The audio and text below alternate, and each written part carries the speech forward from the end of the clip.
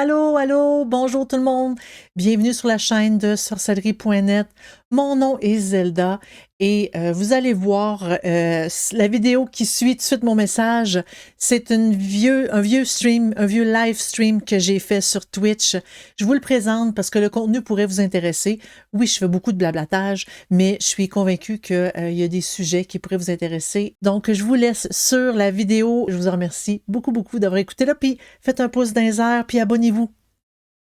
Bonjour tout le monde, bonjour, j'espère que vous allez bien. Euh, bienvenue sur un nouveau stream de sorcellerie.net. C'est un livre que je regardais, ça fait longtemps que j'ai quand même, et que euh, moi personnellement, je m'en sers très souvent, ce livre-là, autant comme référence quand j'ai besoin de savoir deux, trois petits trucs, quand que je cherche des informations pour, tu sais, qui fonctionnent un peu avec le sujet en cours. C'est un livre qui contient beaucoup d'informations. Oui, le titre fait peur, de Black Arts, les arts noirs, mais c'est pas un livre qui encourage cette pratique-là, c'est plus un livre qui parle des pratiques en général et des informations qui tournent autour de ça. C'est pas un livre qui nous permet de pratiquer des arts noirs, mais c'est plus un livre informatif. C'est pour ça que je l'aime tant que ça, parce qu'il contient beaucoup d'informations super intéressantes sur le sujet. C'est un livre que j'ai depuis quand même assez longtemps. Pourquoi je l'ai pas présenté avant? Je sais pas. Je sais pas. Je sais pas. C'est-tu parce qu'il est en anglais? Je voulais éviter un peu les, euh, les livres en anglais. Pourtant, c'est-tu parce que je le trouvais, il y a quand même beaucoup de pages, beaucoup d'informations. Je sais pas pourquoi. En gros, c'est une édition 50e anniversaire. Euh, C'est écrit par Richard Cavendish.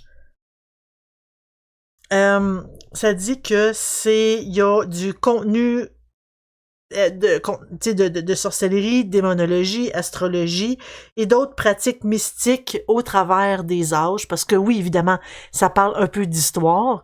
Un de mes sujets préférés, j'aime ça. Donc, voici The Black Arts. On va le commencer. Si vous avez des commentaires, des questions, des questionnements, tout ça, ne vous gênez surtout pas. Fait qu'on a le fameux le goat, c'est la chèvre de Eliphas Lévi, un peu. Euh, la chèvre des sorcières, du sabbat des sorcières, ou la chèvre de Mendes après Eliphas Lévi. Ouais, ça a été surtout popularisé par Eliphas Lévi. Fait que, voilà. L'édition que j'ai, en fait, la première édition date de 1967. C'est un livre qui est quand même assez vieux. L'édition actuelle est de 2017. Celle que j'ai dans les mains, 50 ans, c'est logique. C'est un livre qui date de quand même assez longtemps, mais pas trop longtemps. Donc, on a la table des matières ici. On va quand même faire le tour, les diagrammes, tous les divers diagrammes qu'on a dans le livre. L'introduction de Mitch Horowitz. Voilà. Et on débute avec le chapitre 1. Le monde du magicien noir. Je pense que ça fit un peu avec ce que ça dit. Ça parle vraiment de... en fait, à l'époque, le magicien, toute la sorcellerie, c'était de la magie considérée comme noire. Mais ça parle vraiment de ce monde-là. Cette partie-là, je l'ai pas lue parce que moi, je m'en sers surtout de...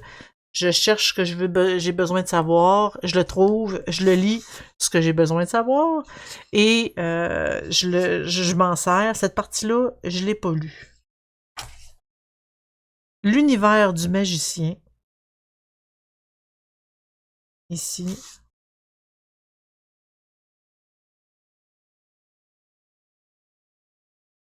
ça mentionne quand même...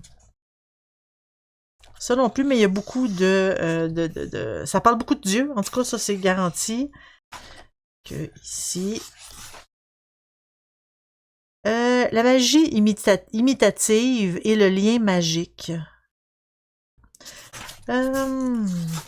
Voilà, les analogies, les correspondances. Je pense pas qu'il y a des tableaux d'analogie, pardon, de correspondance là-dedans, mais ça parle d'histoire. Ah, ben regarde, il y en a un petit peu ici avec les planètes, les métaux et les couleurs liées aux planètes. Les métaux et les couleurs liées aux planètes. On les a un peu ici, comme par exemple le soleil, c'est l'or, puis l'or, ben c'est or et jaune. C'est un peu tout ça, fait qu'on a un peu là-dedans, mais il parle beaucoup de d'histoire ici. C'est comme une espèce pas d'introduction, mais d'explication un peu sur ça. Les magiciens modernes, fait que là, il fasse Lévy, MacGregor, Aleister Crowley.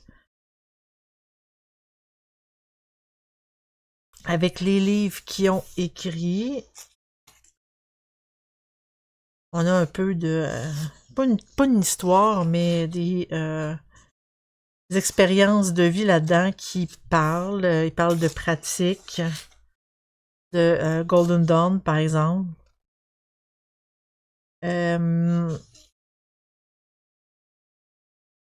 Avec quelques sortilèges. Et voilà. Les noms et les chiffres. Fait qu'on a tout plein ici. Fait que on a, je pense que c'est le... OK, chapitre 2. Ah, les autres, c'est tous des sous-chapitres. Fait que là, chapitre 2, les noms et les chiffres. Fait qu'on a ici de prédiction par les chiffres, plutôt. Fait qu'on a les chiffres ici avec leurs lettres associées dans le système. On en a différents pour donner des totals un peu de numérologie. Qui mentionne ici.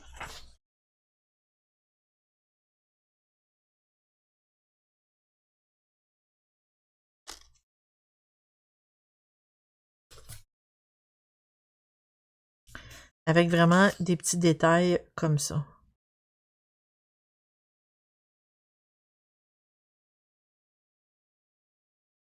Les racines de la numérologie.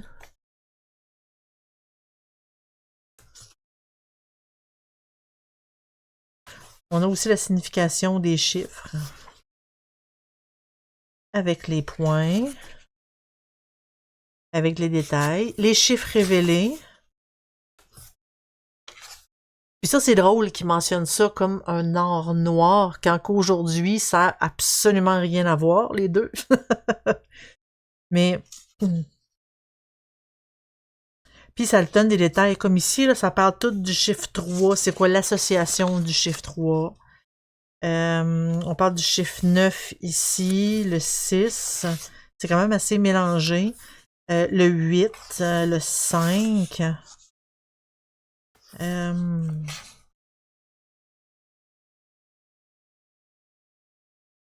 Voilà. Chapitre 3, la cabale et les noms de pouvoir. Fait que les lumières splendides, je sais pas si ma traduction, elle est bonne, mais c'est ça ici. Fait que là, on parle de cabale. Ici, l'arbre de la vie.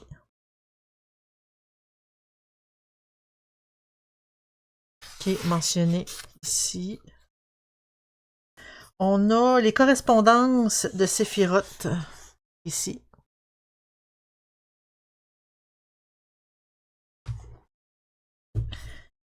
Qui est par exemple Keter, qui n'a pas de planète.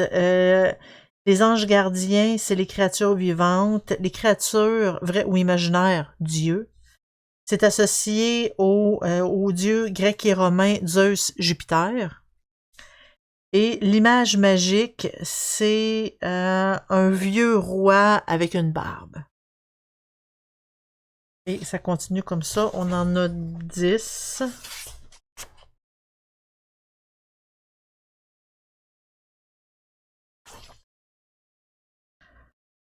On en a d'autres ici avec les chemins du tarot. On a les cartes du tarot aussi, les 21 cartes, en fait les 22 cartes du tarot avec le fou. Fait que on a le tarot ici avec une espèce de les chemins et le tarot. Fait qu'on a toutes les... On a le 1 ici. En fait, le ou ici. Le chemin 1, c'est le fou.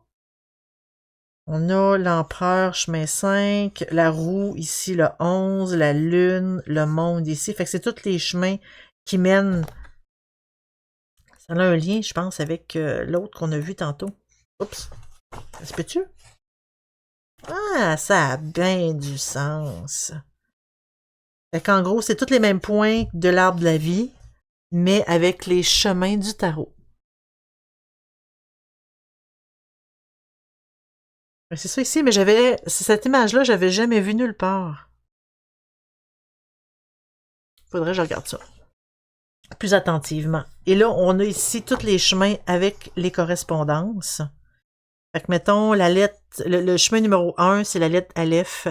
Tarot, c'est le fou, l'air. Les créatures, c'est l'homme, l'aigle. Les plantes, aspen. C'est quoi aspen? Ces espèces de sapins ou... faudrait que je regarde.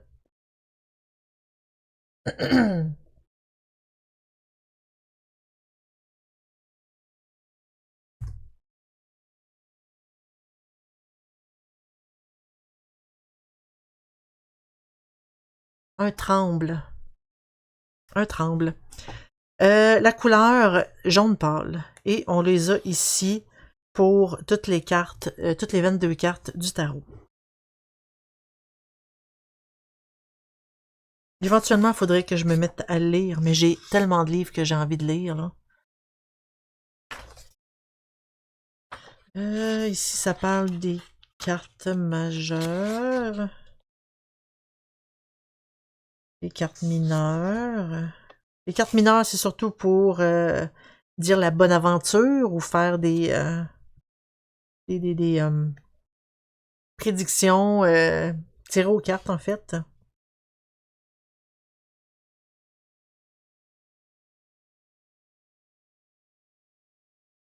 Gematria. La numérologie de Gematria est basée sur les additions de valeurs des lettres composant un nom ou un mot donné. C'est quelque chose que je connais pas personnellement. C'est une section que je devrais peut-être lire pour m'informer, parce que je ne connais pas ça.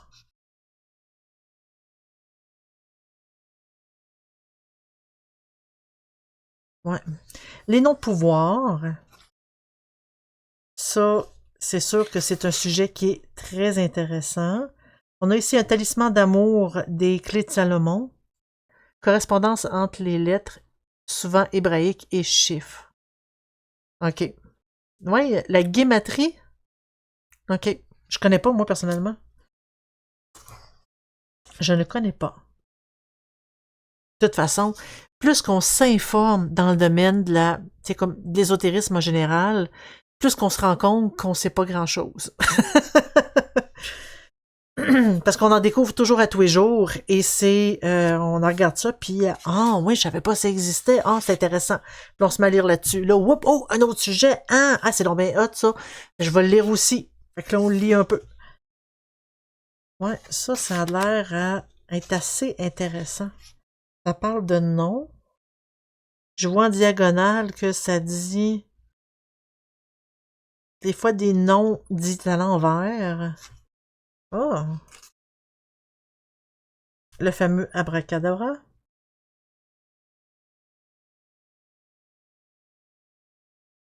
La façon de faire en charme. C'est ça, plus j'apprends qu'il me reste à apprendre. Ouais. Puis disons que plus qu'on apprend, tu te dis, hey, je suis avancé là. Oh, hey, ça, je savais pas ça. Et là, ça, je suis plus sûre. Il va falloir que je relise. On essaie d'en savoir le plus possible, mais finalement, en tout cas, oui, des carrés magiques, mais c'est des carrés magiques, pas avec des chiffres, avec des lettres. ici.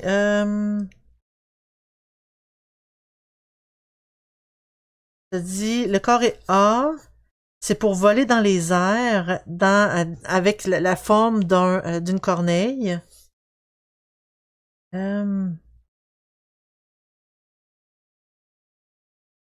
C'est ça. B est utilisé pour gagner l'amour d'une fille qui est promis à un autre. Est-ce que ça dit pourquoi naquid? Ça peut signifier les enfants éloignés. Pas les enfants, mais je veux dire les rejetons. Quand même. On a le fameux Sator ici. Les carrés magiques avec les chiffres. Avec de Saturne, Jupiter. On en a d'autres. Sator, Arepo, Tenet, Opéra, Rotas. Je l'ai souvent vu. Moi aussi, je l'ai souvent vu.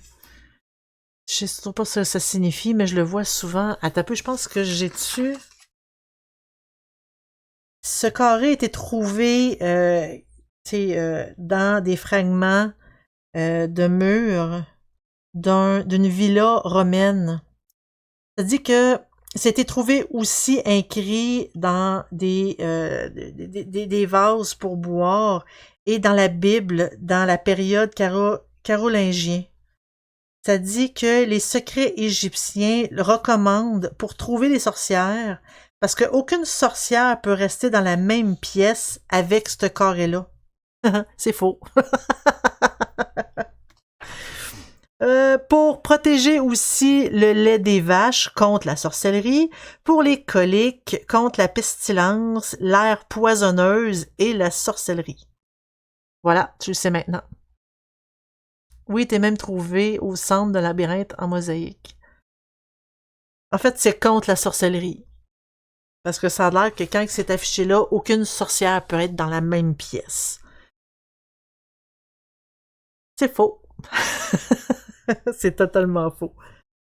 La formule Sator, et on croyait qu'elle avait le pouvoir d'éteindre les feux. Si est écrit sur une plaque de bois et envoyé dans les flammes. En gros, le feu est là, c'est écrit sur une plaque de bois, on l'envoie dans le feu, puis c'est supposé de s'éteindre comme par magie. OK. Quand même intéressant.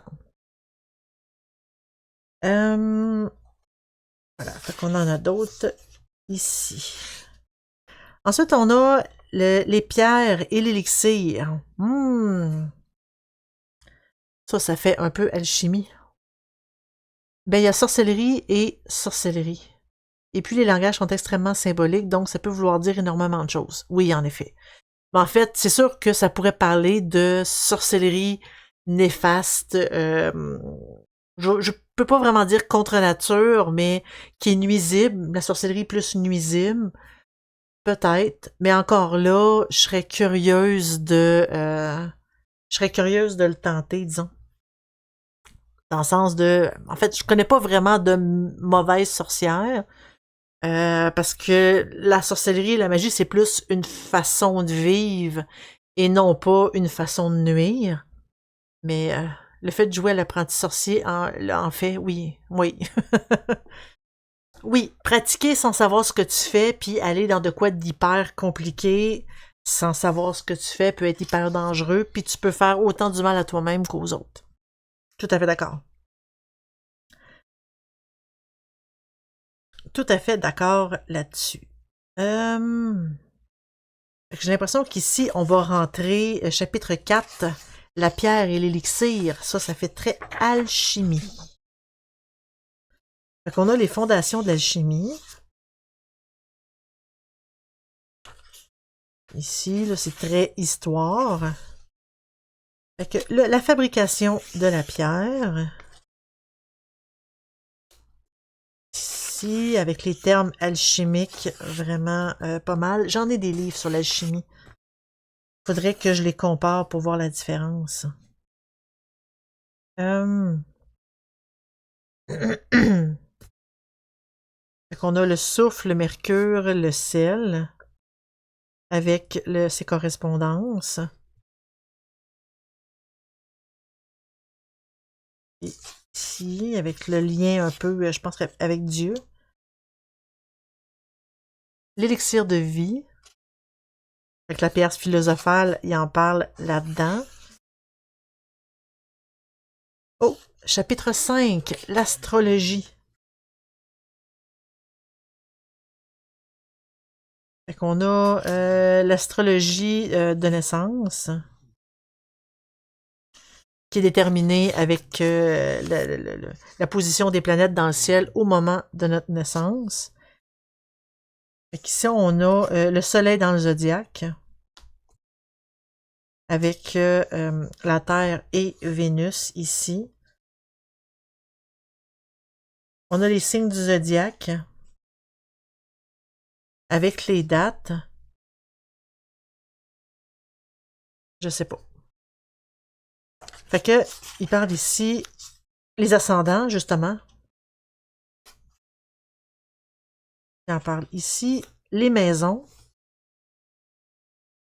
avec les départements de vie, comme par exemple la maison 1, c'est la personnalité et l'apparence, la 2, c'est l'argent et les possessions, etc.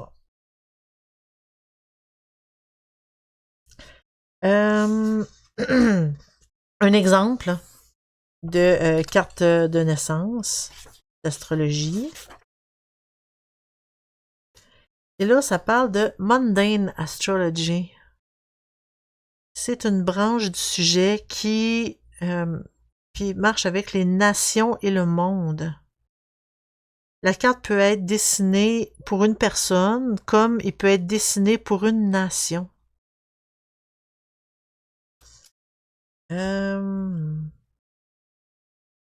Voilà, l'astrologie et la vie de tous les jours.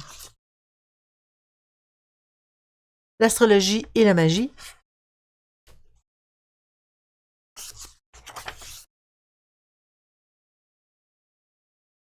On a les symboles des esprits planétaires qui vient du livre Arbatel of Magic. On en a quelques-uns. Hoc, Agite, Bétar. La magie rituelle. Là, on va peut-être tomber dans plus ce qui est or noir. La préoccupation centrale du magicien, c'est l'exercice du pouvoir. Mais son utilisation des pouvoirs est aussi variée que ses méthodes. En quelque sorte, mais ça peut être autant bénéfique que maléfique là-dedans.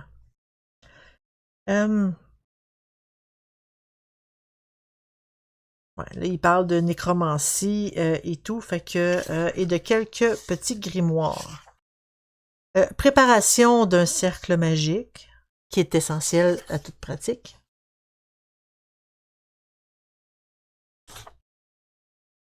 J'aurais même tendance à dire, tout court, c'est quand même assez important d'avoir, de fabriquer son cercle. Puis il se parle ici, un cercle magique, le diagramme. Alpha, Oméga, Adjutor, Meus, Agla, Dominus. J'avais jamais vu un cercle magique divisé comme ça. Ça vient d'un manuscrit français qui utilise les noms de pouvoir de Alpha, Oméga et Agla, le signe de la croix et les mots Dominus, Adjutor, Meus, c'est-à-dire le Seigneur mon aidant. C'est un type de cercle magique. Oh. Le triangle de Salomon. Le pentagramme de Salomon. Avec des mots dedans. Le double sceau de Salomon. Et là, on parle du sacrifice et de l'invocation.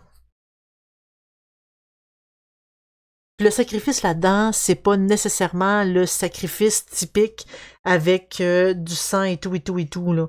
On peut sacrifier quelque chose qu'on apprécie, ça peut être un objet, ça peut être n'importe quoi, et en le sacrifiant, tu sais, sacrifice peut avoir beaucoup, beaucoup, beaucoup de termes, et encore là, c'est un type de magie qui est pas obligatoire non plus, là. On sacrifie quelque chose dans le but d'avoir autre chose. C'est le principe de base, en gros, quand on parle de vendre son âme au diable, vendre son âme au démon, au diable. En fait, c'est plus une croyance populaire parce que les pactes n'incluent que très rarement, sinon jamais, l'âme de la personne. En gros, tu lui sacrifies quelque chose, que ce soit ton temps, des prières ou de l'énergie. Tu lui donnes, puis lui, en échange, il te donne ce que tu veux. Je dis pas que c'est mieux, là. Mais d'un autre côté, le sacrifice, c'est que, en gros, si tu sacrifies quelque chose en échange pour obtenir autre chose. Ça n'a pas besoin d'être un démon, ça n'a pas besoin d'être rien. C'est juste la symbolique de la chose. Que pour avoir quelque chose que tu désires tellement que tu sacrifies autre chose que tu aimes beaucoup, que tu veux pas normalement te séparer. C'est une espèce d'échange. C'est pas le genre de magie que moi je pratique, mais ça existe. Ah, on a des exemples ici d'invocation. Si on veut appeler des esprits, si on veut invoquer quelqu'un. Puis invoquer, c'est important de se protéger, de se faire un cercle, parce que tu l'amènes à toi. C'est pas un appel... Quand tu parles d'évoquer, c'est comme si tu l'appelais téléphonique, tu sais, un appel téléphonique. Quand tu l'invoques, c'est tu l'invites chez vous. Et ça, le moins possible, parce que ça pourrait être dangereux. Ça peut être problématique. Fait qu'on a le Seigneur des Ténèbres ici. On parle de démonologie. Là, on parle vraiment de ce qui est plus noir. Là. De ce qui est plus là, les anges déchus et tout. On est là-dedans. Fait qu'on a des sceaux des démons. l'Astaroth, Asmodeus, Baal, Bélial. Fait qu'on a les symboles magiques. Ça permet, en gros, de contrôler les démons. Avoir un symbole-là. Si vous voulez avoir plus de détails, l'art d'invoquer les démons, c'est plus la go ici. Je vous suggère de vous informer à ce sujet-là avant de tenter votre coup parce que c'est très dangereux d'ailleurs. Oh, la nécromancie puis les attaques psychiques. Nécromancie qui est la divination par les morts. Et que ici...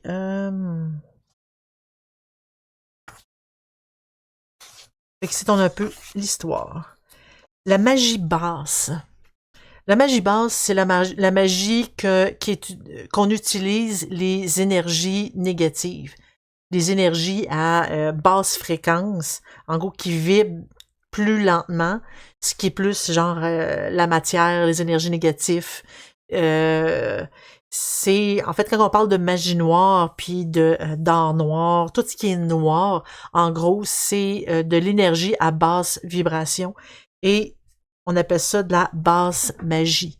La haute magie, c'est l'inverse, c'est plus des hautes vibrations, c'est plus pour se connecter avec le divin, utiliser plus je veux pas dire des bonnes énergies dans le sens qu'il y a des mauvaises puis des bonnes, mais c'est plus des énergies plus positives. En fait, c'est pas parce qu'on utilise la magie plus basse que nécessairement on est méchant puis qu'on veut du mal. C'est pas ça du tout. On est tous attirés vers un type un type d'énergie. Puis on peut faire du bien avec de l'énergie négative, puis on peut faire du mal avec l'énergie positive.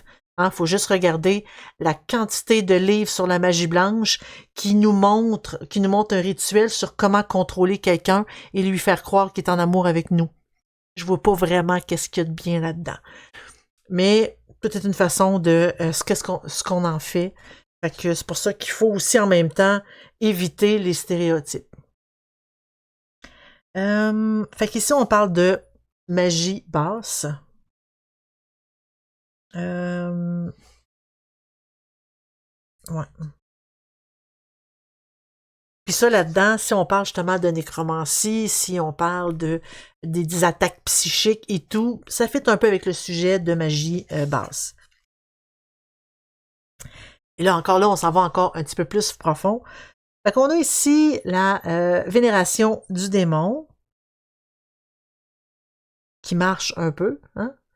Les origines de Satan ici.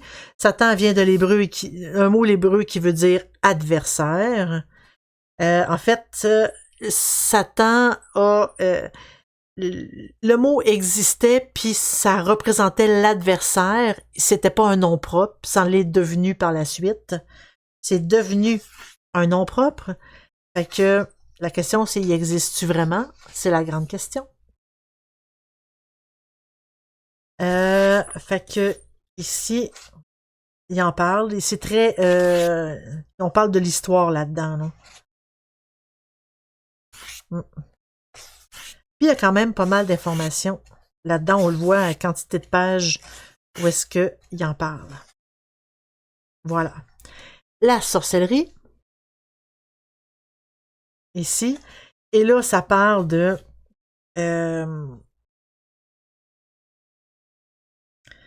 la dévotion au diable, c'est à l'extérieur de la tradition magique. En gros, parce que la tradition magique dans ce livre-là, ça dit que c'est la domination de tous les pouvoirs, autant naturels que surnaturels. Mais, Faust, c'est lui que je cherchais tantôt. Faust. Je vois ici qu'il parle des différentes fêtes. Voilà, avec... il y a beaucoup d'histoires là-dedans, ici. Là. C'est drôle parce qu'ici, il parle du dieu Pan de Cernunnos, qui ont été démonisés. C'est des dieux, tu sais, comme celtes, qui ont été démonisés, fait que c'est devenu des démons. Je trouve ça drôle. Mais ça, c'est l'Église catholique qui a fait beaucoup ce travail-là. De tout démoniser. Voilà. Et là, encore là, ici, ben regarde, c'est peut-être un de Black Mass. Ah, c'est peut-être la messe noire. C'est peut-être ça qu'ils veulent dire. Oui, la messe, c'est une cérémonie centrale de l'Église catholique. Puis, ouais, les protestants, puis... ont voulu le copier pour en faire avec des intentions blasphématoires. Ça a créé la messe noire. Bon, on est dans la partie où est-ce que ça parle de messe noire. La messe noire, il y en a quand même pas mal ici. Et là, ça termine les chapitres, on tombe dans les appendices. Le premier, c'est les grimoires. Fait que il mentionne ici tous les types de grimoires que il y a, tu sais, comme qui existent. Les clés de Salomon, tu sais, il a été interdit comme étant un livre dangereux par l'Inquisition en 1559. Le contraire m'aurait pas étonné, ça appelle les démons. Les petites clés de Salomon, les testaments, grimoire d'Honorius, Grimorium Verum, qui a été écrit en français, hein, ça paraît. Le grand grimoire. Moi, ce que j'ai, c'est le Red Dragon, qui est Grand Grimoire puis Red Dragon. Appendice 2. On a le système hébreu dans la numérologie, avec les chiffres, ici. C'est ce qu'on parlait un petit peu plus tôt, là. Le Malleus Maleficarum existe encore. Ben, le livre existe, oui, mais il est plus utilisé, j'espère bien, là. Mais oui, c'est sûr qu'il existe, on pourrait le lire. Le marteau des sorcières, on pourrait. La guématrie, du coup, oui, exactement. Mais non, il ne faut plus l'utiliser, celui-là, là, le Malleus Maleficarum, quand même. Quand même, on fait pas ça. On fait pas ça. On a les notes, toutes les notes où est-ce qu'on avait, qui étaient mentionnées, ici dans le texte. On les a ici avec chapitre 2, chapitre 3, il y en a quand même pas mal. Au moins, tu sais, il nous permet de savoir où est-ce qu'il a pris soit sa citation ou son information. Ça nous permet de savoir un peu. Ah, Diego, tu me gosses. Chapitre 4. Ah, ok, c'est bon. Si tu te couches là, c'est correct. Chapitre 4, chapitre 5, chapitre 6, 7. Bibliographie, les suggestions pour plus de lecture. On a ça ici, fait que là, à partir de là, on a tous les livres qui suggèrent. Il y en a quand même pas mal.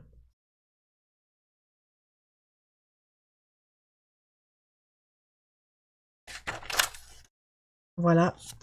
L'index, quand on fait une recherche, moi j'adore ça, l'index.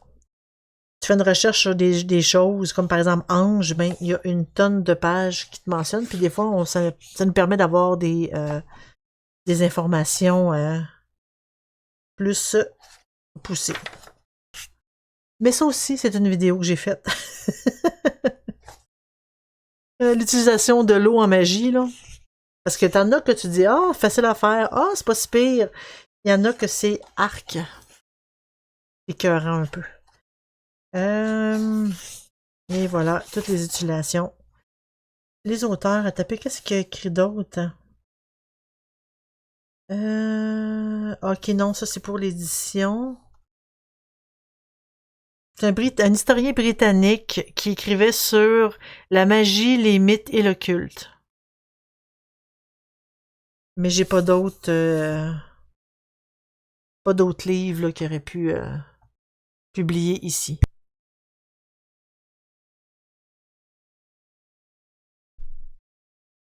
On a le dos. C'est quand même un livre qu'il y a quand même pas mal de pages. Il y en a combien par curiosité? Presque 350 pages. C'est le Black Art de Richard Cavendish. Ça parle un peu de tout, mais pas seulement des arts noirs, parce que là, on a vu qu'on a parlé de numérologie, de cartes de tarot, puis d'astrologie au début, avec de quoi de beaucoup plus soft, pour finir avec de quoi de beaucoup plus dans les arts noirs en tant que tel. Mais il y a d'autres types. J'ai un autre livre qui parle vraiment plus approfondi de différents types d'arts noirs, de vraiment des arts noirs comme la Goétie, par exemple. Le livre, il reste très intéressant quand même, comme référence, et non pas comme guide de pratique. Comme référence, ça reste super intéressant, parce que je me dis que vaut mieux en savoir un peu plus, sans nécessairement avoir à le pratiquer, que de pas en savoir du tout et d'avoir des préjugés. Moi, je pense que les préjugés fait plus de mal que la connaissance. Puis plus qu'on va le savoir, plus que justement on va se rendre compte que finalement, c'est peut-être pas si pire qu'on le pense. C'est ça. C'est pour ça que, tu sais, il y a beaucoup pas mal de choses que j'ai que je ne pratique pas, mais d'un autre côté, c'est toujours intéressant à savoir. Comme par exemple, faire de l'eau de cadavre, c'est quelque chose que je ne ferai jamais. Le préjugé, c'est déjà un signe d'un manque de connaissances, exactement. Et des fois, quand on parle de ce sujet-là, puis qu'on fait face à on fait face à justement des préjugés, les personnes qui nous jugent à cause de notre pratique, ben c'est la preuve qu'ils savent pas. Tu sais, quand tu dis ah t'es une sorcière, ah ouais, et puis quand on fait juste expliquer que c'est quoi en réalité la sorcellerie, c'est juste le fait de mettre nos intentions dans ce qu'on fait. C'est une forme de un peu d'autosuggestion pour dire je veux obtenir quelque chose. C'est comme si je me convainquais moi-même que je suis capable de l'atteindre. Ça m'ouvre des portes et je l'ai. C'est-tu de la magie? C'est de l'autosuggestion? C'est quoi? Ben, c'est exactement la même chose. C'est le contrôle de notre esprit, c'est le contrôle de ce qui se passe dans notre tête. Parce que si on est toujours en train de se dire qu'on n'est pas bon, qu'on n'est pas capable et qu'on est, qu'on vaut rien, on fera pas grand-chose dans la vie. Fait qu'en expliquant que c'est vraiment juste ça, oui, la confiance en soi avant tout. Et si c'est vraiment juste ça, le fait de mettre de l'encens, de mettre des bougies, de tout faire un gros kit cérémoniel, c'est vraiment juste pour t'aider à te mettre dans le mood, de te mettre dans l'ambiance nécessaire pour que ça te rentre entre les deux oreilles. Faire les choses et y mettre de la conscience, en fait, c'est ça, c'est carrément ça. On y met notre intention, on y met la conscience, on y met notre énergie pour atteindre ce qu'on veut. Et ça veut pas dire que ça fonctionne tout le temps, mais en fait, c'est ça, c'est une manière de vivre. L'appréhension face à la sorcellerie moderne reste les connotations historiques qui y sont encore attachées, oui. Difficile de faire la part des choses dans le monde moderne où les références sont bien différentes. Oui. Mais tu sais, des fois, tu sais, je tire au tarot, puis un peu, il y a du monde qui me demande « Hey, peux-tu me tirer au tarot, s'il te plaît? » Il n'y a pas de problème. Et à un moment donné, j'ai quelqu'un qui arrive, il regarde, puis « Hey, oui, j'ai vu le film d'horreur, c'est tarot. » Ouais, mais ça n'a rien à voir. Ça n'a rien à voir. Tu sais, ou des fois, on parle de sorcellerie, puis aussitôt, on nous parle d'Harry Potter. Il y a eu un effet de mode actuellement qui idéalise la pratique. Oui, pour dire que c'est beau, c'est facile, c'est pratique et le résultat est demain. C'est pour ça aussi que je fais des critiques de rituels parce que on trouve sur YouTube, sur Instagram puis tout ça, plein de personnes qui font des rituels et qu'on se dit on l'écoute et quand on sait un peu comment ça fonctionne, tu te dis mais c'est de la merde ce qu'il raconte là, ça n'a pas de sens. Pas de sens du tout. Ouais, c'est ça un effet de mode. Ça n'a pas de sens. Fait que des fois, je suis critique pour dire ça n'a pas de sens. Ça, oui, ça pourrait être plausible. Des fois, quand elle dit ah, vous allez la voir, c'est flagrant, le résultat est immédiat.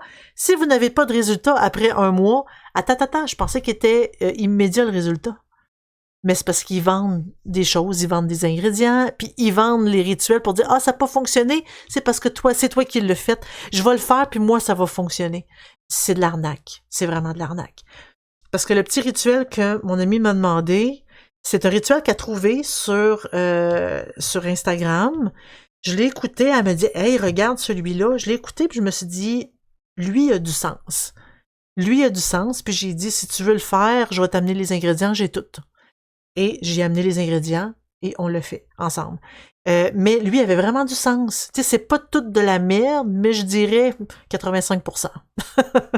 85%, c'est pour ça que, tu sais, des fois, la critique, faut avoir un esprit critique. Hein, faut pas dire « Ah, je comprends rien, donc ça doit être correct. » Non, pas du tout. Un grand merci d'avoir été là. Fait que bye bye tout le monde. À la prochaine. Merci beaucoup d'avoir écouté cette vieille vidéo. J'espère que vous avez apprécié. Si vous voulez venir nous voir discuter en direct, c'est sur Twitch. Et ce que vous voyez sur YouTube, c'est juste une toute petite partie de ce qu'on fait sur Twitch. Donc, j'espère vraiment que vous allez venir nous rejoindre sur la chaîne Sorcellerie Net sur Twitch. On fait des open box, on fait tout plein de belles découvertes, des rituels. On fait beaucoup d'informations que vous ne voyez pas, malheureusement, sur YouTube. Venez nous voir, c'est gratuit. On se dit à la prochaine. Bye bye!